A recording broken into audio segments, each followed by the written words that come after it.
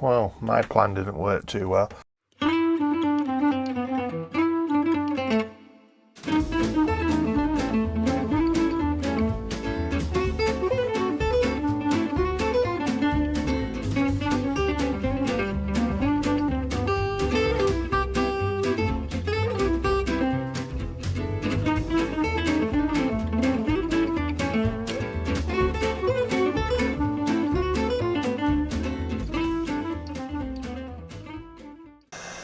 I think that's all of it off that I need.